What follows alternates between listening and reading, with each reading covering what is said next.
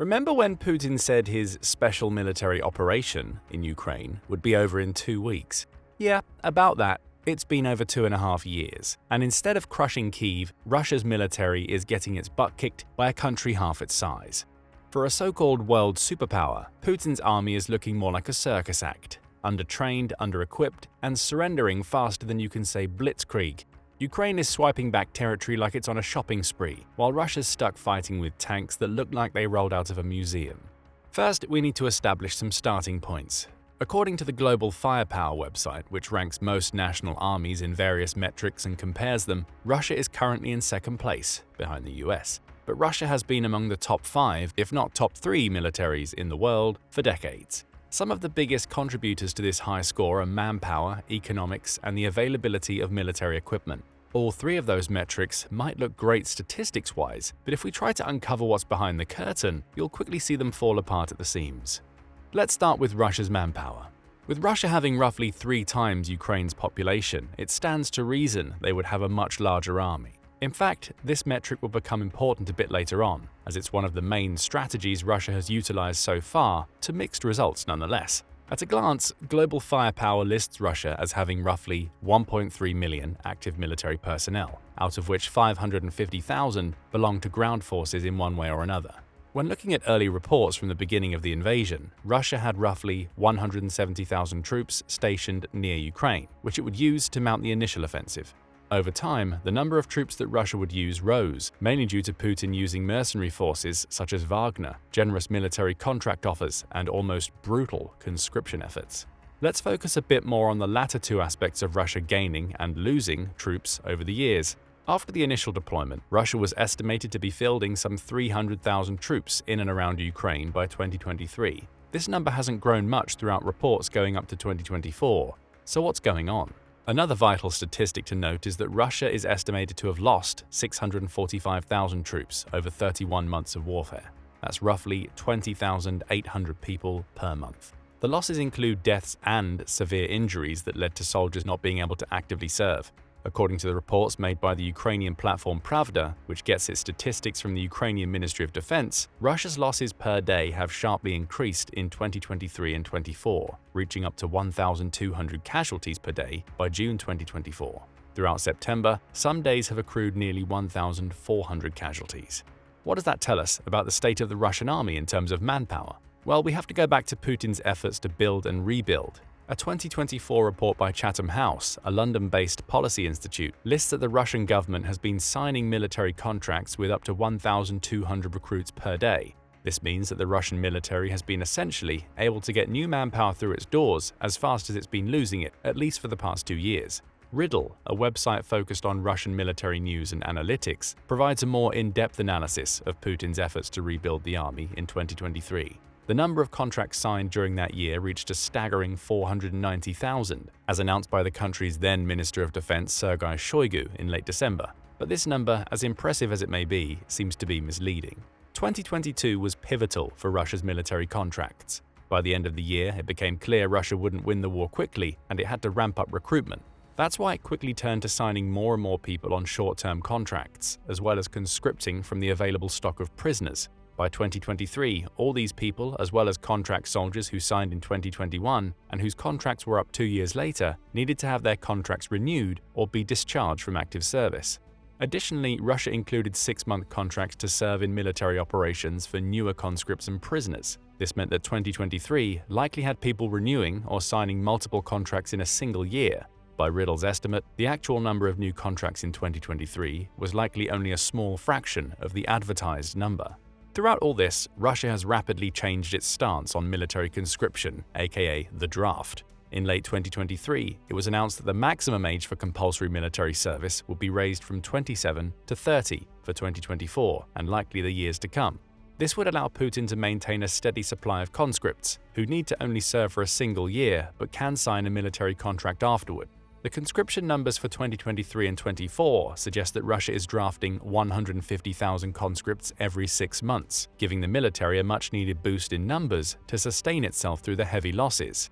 But numbers are only part of the equation as to why Russia's military is behaving the way it is. The other, more important part is the training, or lack thereof. Unlike the boot camp system in the US Army, Russian military training mixes conscripts and contract soldiers into units, where each unit is responsible for training its own soldiers. This creates a varied level of training and experience that soldiers can get through their military careers. Additionally, since the conscripts are prohibited from being deployed abroad, which constitutes pretty much all of the Russia-Ukraine front as it stands today, conscript training is put on the sidelines to try to beef up contract soldiers before they can be put to use. Either way, some reports suggest that instead of receiving the prerequisite months of military training, recruits get a few weeks of basic training at best, and are then shipped to the front lines when another group of conscripts comes in for the same. This steady turnaround of people through training only makes existing issues in the military worse. Since conscripts might leave after a year of service, they're not given enough training to be useful, but they still have to be allocated some time by the training personnel. This has left Russia scrambling to train and equip soldiers for the front line to maintain a significant presence on the front. And that's precisely where the earlier notion of the two countries' relative populations and manpower numbers come into play. Russia's ability to pressure NATO into providing less aid to Ukraine via constant nuclear saber-rattling has undermined Ukraine's military. This gave Putin an opening for opportunistic offensives, even though Russia lost far more soldiers than Ukraine. This was exemplified in the so-called summer invasion, where Russia's nebulous tactics caused as many as 70,000 casualties and numerous equipment losses on their side in the span of a few months. Since Ukraine hadn't received advanced military equipment at the time, Russia could stand to lose soldiers at a rate greater than Ukraine did. After all, they could deploy new conscripts at a much greater pace, and the armies were working with similar levels of military equipment and technology. However, we can see how that has panned out for Russia in recent months. Ukraine's invasion of the Kursk region highlighted the difficulties the Russian military is experiencing in terms of morale and preparedness. Kursk is one of the neighboring regions to Ukraine, so it wasn't that surprising to see Ukraine put some pressure on it to try and have Russia move some of its forces from the main front in the east. Surely even Ukrainians were expecting some kind of resistance in Kursk, but not enough to prevent them from winning and having some kind of leverage. What happened instead was a wave of Russian surrenders, hinging on the fact that the troops were undertrained, under-equipped, and desperately low on morale. According to an interview with one of the Russian prisoners of war taken from Kursk, some soldiers had as little as 2 weeks' worth of basic training before they were sent near the border to serve as guards in case Ukraine ever attacked. The Kursk invasion allowed Ukraine to capture around 600 Russian troops. Estimates from the processing prison suggest that around 80% of the prisoners were relatively fresh conscripts. This has shown the lengths to which Putin will go to eke out more soldiers for the front line. But it's not only the soldiers who are in high demand in the Russian military. Putin is also strapped for quality military equipment. Take, for example, the surprising turn of events in Russia's offensive in Kharkiv in summer of 2024.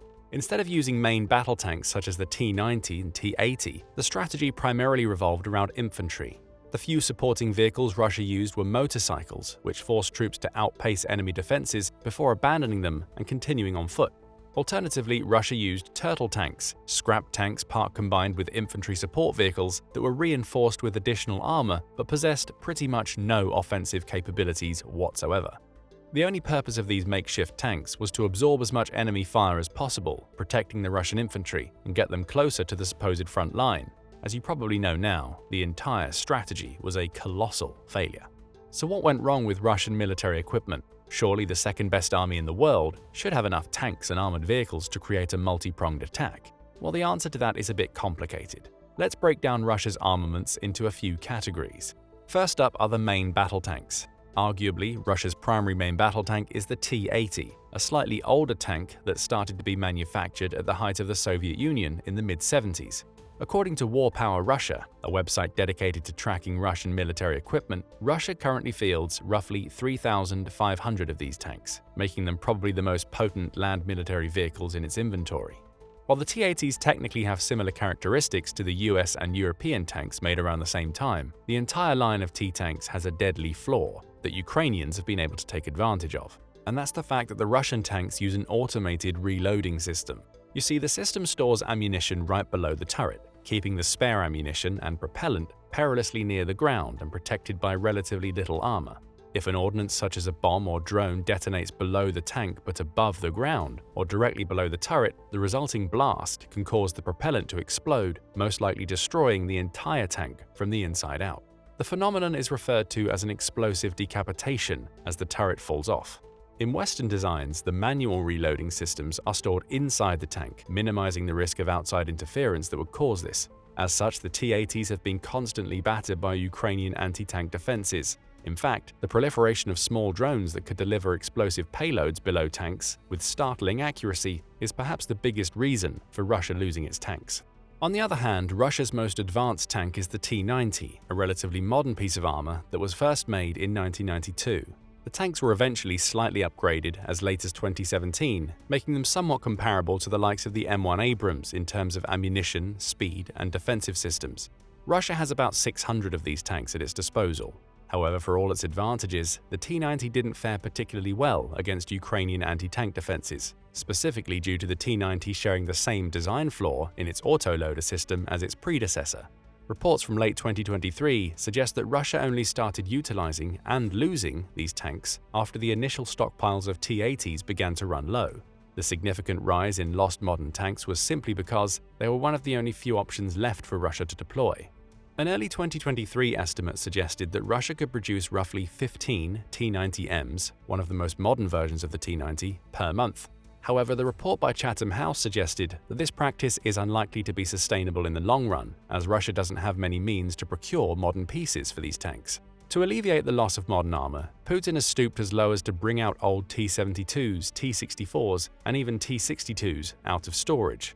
The T-72s in particular have a proven track record as one of the most dependable Soviet tanks, despite being built in the 1970s. Russia fields about 9,000 of these tanks, making them arguably the most numerous pieces. According to War Power Russia, Putin has lost more than 1,000 of these tanks in the conflict. Again, the same concept applies in terms of accruing losses, with tanks unable to progress due to the onslaught of drones and anti-tank defenses that NATO has been relentlessly donating to Ukraine. The even earlier pieces, T-64s and 62s, can only be described as refurbished museum pieces that Russia is trying to use as best as it can to soak up enemy ordnance. In total, Russia has about 15,000 tanks at its disposal, with roughly 10,000 of them ready for combat and the rest needing retrofitting. Yet the country has lost 8,800 tanks in total over the course of 31 months. This has put tremendous pressure on the domestic industry to create or retrofit more tanks. And despite going through what is effectively 40% of its ready tank supply, Russia has yet to make meaningful progress in advancing through Ukraine for the past 18 months of the war. This goes to show just how Ukraine has managed to leverage the flaws in the design of Russian tanks and rendering them unable to put as much pressure onto the front lines. After the initial losses, Russia has also been battered with sanctions, making it unable to produce tank parts en masse to replenish its stockpiles. This has led to the country refurbishing older, practically obsolete tanks that have even fewer defenses against modern ordnance and tank-busting ammunition. The timeline of Russia losing tanks shows a quantity over quality approach, which seems eerily familiar to what's been going on with the country's manpower.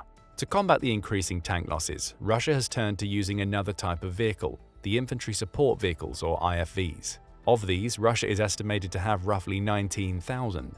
However, nearly 18,200 of those are considered either aging or practically obsolete models. Furthermore, many vehicles are not actively deployed on the battlefield, but are being kept in storage. The reason for the latter is simple. Russia doesn't have enough trained soldiers to field them. This goes back to the aforementioned issue of undertraining troops and a much more rapid turnaround rate than a modern military should have. Furthermore, Russian motorized infantry squads, i.e. a combination of infantry and an IFV, have one major weakness compared to their Western counterparts. A squad contains only 3 vehicles, compared to 4 in the US. This makes each loss of a vehicle much more crippling for the mobility and offensive capability of each squad. Losing 2 vehicles to mines or drones makes the rest of the squad practically undefended, being in a single vehicle. Compound that with the fact that the vehicles are frequently much older than they should be to partake in a war of this proportion, and you get a recipe for losing armored vehicles and soldiers alike in unsuccessful offensives. Even if it's not close combat, Russia still seems to be losing quite a bit more than it should. Take the artillery systems, for example. According to Global Firepower, Russia has about 14,500 towed and mobile artillery units, not counting mobile rocket artillery. However, Ukrainska Pravda lists that Russia has also lost about 18,500 artillery systems over the course of the war. That means that Russia has gone through more artillery than it currently has available. The current arsenal of artillery equipment is suggested to be nearing its last legs, as most of the designs come from the Soviet era. Notably, these include the D-20 howitzers, which are used on both sides of the conflict. Despite the losses, the Royal United Services Institute for Defense and Security Studies, or RUSI, argues that Russia has made extensive use of artillery throughout the war. In fact, RUSI goes so far as to suggest that Russia being able to tow extreme numbers of artillery units to the front has prevented Ukraine from mounting a significant counteroffensive effort for the better part of the last 18 months. The sheer number of artillery units that Russia could deploy at one time allowed it to batter extremely large areas of land, exerting large zones of control where Ukrainians couldn't create pockets of resistance to defend against incoming Russian infantry. It's one of the reasons why Russia has been able to maintain control over its holdings in Ukraine. Somewhat surprisingly, it's not Russia that's managed to supply its own artillery for so long to mount this pressure. That honor, as dubious as the word may be, belongs to none other than North Korea. In late February 2024, South Korea's defense ministry suggested that North Korean factories are operating at full capacity to manufacture ammunition for Soviet-era howitzers such as the D-20, all of which are being exported to Russia. According to the report, North Korea has supplied 3 million 120mm rounds or 500,000 152mm rounds, based on an analysis of the stocks of containers being shipped. In reality, the actual trade is probably a bit of both. In exchange, Russia is supplying North Korea with food and other necessities. This barter-based system exemplifies just how deeply in trouble both countries are in terms of their economies. This isn't particularly surprising, as both are essentially cut off from the outside world by now. But it's not just land power that Russia seems to be importing somehow through the sanctions. It's also getting ballistic missiles and drones provided by another benefactor, Iran. The main Iranian drone has been the Shahed-136, a loitering munition with a 1,600-mile range. Russia has been relentless in trying to use drones and missiles to pepper the Ukrainian cities and fronts with terrifying results. At the beginning of September, one such strike hit a military academy and a nearby hospital, killing over 50 people and injuring more than 200. Ukraine has been using the US-donated Patriot anti-air systems to great effect, minimizing the impact of missiles. However, the pressure on Ukrainian airspace is one other reason why Ukraine hasn't managed to fully repel the Russian onslaught. Speaking of airspace, Russia's Air Force is up next, and it's not exactly something to behold. Sure, on paper, the Russian Air Forces have overwhelming odds. According to Global Firepower, Russia has some 809 fighter jets. Of those, it's estimated that 150 are Sukhoi Su-34s and 118 Su-35s, which is one of the most modern iterations of this aircraft. The Su-35 is comparable to the US-made F-16. However, some strategists suggest that the F-16 is much more durable and capable of handling long-term missions, as well as having lower upkeep and maintenance requirements. The Su-34 is a slightly older version of the multi-role fighter jet, so it stands to reason they don't behave quite as well. Despite being comparable to F-16s, Russia hasn't really managed to utilize its modern aircraft to any significant extent. Ukraine has used its land-based air defenses such as the Patriot systems and the German IRIS-T. These have been pivotal in negating Russia's air force advantage. And this was all before Ukraine got its own F-16s, or rather, the planes that NATO countries donated, off the ground. Of course, those are not the only airplanes in Russia's possession. The country still has significant stockpiles of old MiG-31s, MiG-29s, and Su-34s. However, these older planes, as numerous as they might be, suffer from a significant issue. They're approaching the end of their expanded service life. Even if they could be up to par with Ukraine's anti-air defenses and reinvigorated air force, a successful mission would still inevitably lead to Russia losing them due to sheer wear and tear. Furthermore, Ukraine has had significant success in destroying nearby air bases that Russian planes can use to take off. This adds distance to every flight pattern and mission that the planes have to cover, effectively reducing their range and their total lifespan. This is how Ukraine has managed to stave off being completely controlled in the sky. Finally, there's the matter of Russia's naval forces. Russia maintains a few different navies, one of which serves the Black Sea and is directly involved in the war. While 2022 saw major Ukrainian ports successfully occupied by the Russian fleet and its trading routes severed, Ukraine managed to snag a few vital victories against Russia to alleviate the pressure.